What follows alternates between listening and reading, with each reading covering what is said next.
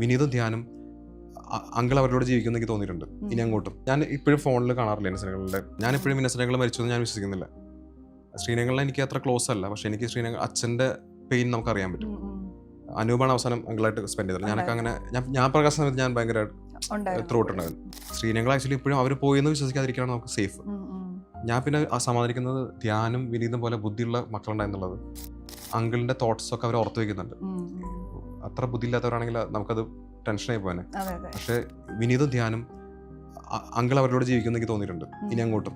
കാരണം അവർക്കെല്ലാം അങ്കിളിന്റെ ഞാൻ ഞെട്ടിപ്പോകുന്നു. വിനീതും ധ്യാനും പറയുന്ന വാക്കുകൾ അച്ഛനിങ്ങനെ പറയുന്നൊക്കെ പറയുമ്പോൾ അങ്കിൾ പറയുന്ന വാക്കുകൾ അവർ സൂക്ഷിച്ചിട്ട് അവർ നമുക്ക് തരാണ്. അപ്പൊ അവരകത്ത് അങ്കിളിൽ എനിക്ക് ഫീൽ ചെയ്യുന്നുണ്ട്. അതാണ് സമാധാനം. ഇന്നസെന്റുകളെ നമുക്ക് ഞാൻ ഇപ്പോഴും ഫോണിൽ കാണാറില്ല ഇന്നസെന്റുകളുടെ. കാരണം അത് ഞാനായിട്ട് ഏറ്റവും ആകെ അടുപ്പമുള്ള ഒരു ഫിലിം ആക്ടർ അങ്കിളായിരുന്നു. അപ്പൊ അത് ഞാൻ ചിന്തിക്കാൻ ആഗ്രഹിക്കാത്ത ഒരു കാര്യമാണ്.